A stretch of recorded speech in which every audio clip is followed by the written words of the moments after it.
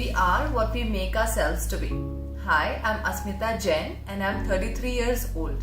I am a second born to a very successful IAS officer and a writer mom. I have a beautiful elder sister and a very motivated younger brother.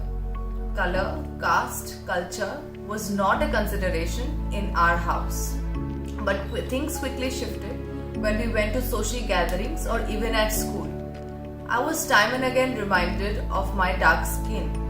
I remember these comments made me feel very affected and sad. So in turn I became camera shy and also a tad bit asocial. My mom became my ultimate social umbrella.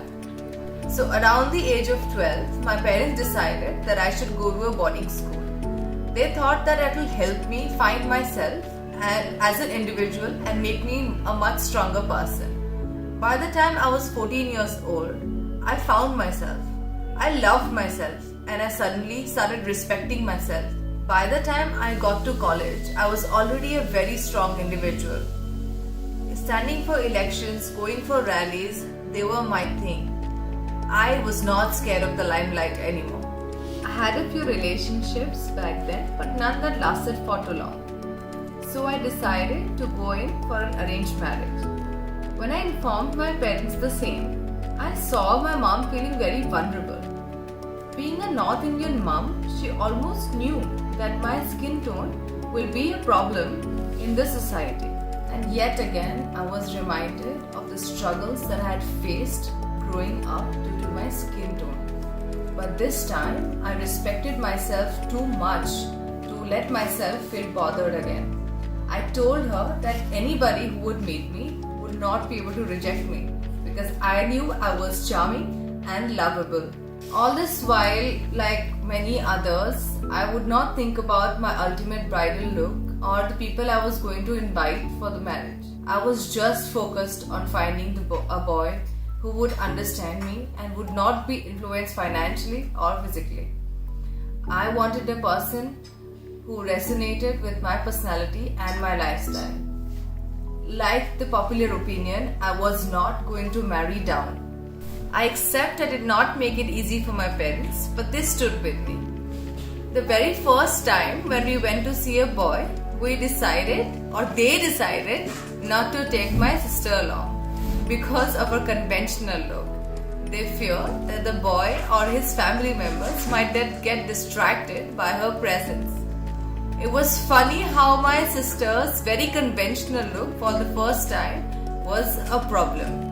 And believe you me, this is the first time she did not like the way she looked. Now we went to meet the boy and as luck would have it, we clicked. It was almost like we knew each other forever.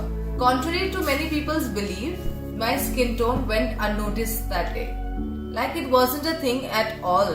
Now, almost after 10 years, I am exactly where I needed to be, career-wise and society-wise. I run a very successful event management company, One Select, and mostly I'm a mother to a beautiful 5-year-old daughter.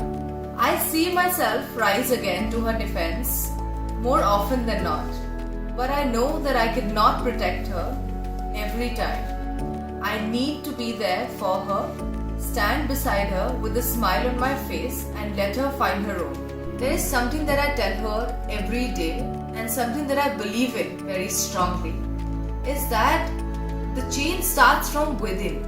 We first need to love ourselves and project the same out to the world. Sooner or later, the world reciprocates. Skin tone is not a thing and let's not make it one. It will never come on your way if you give something an honest shot. Love yourself and respect yourself. You are what you make yourself to be. I'm very thankful to Wedding Wire and the Knot Worldwide to have given me this platform. I fully endorse Wedding Wire's call, Love is Love, regardless of caste, creed, color and orientation. Thank you.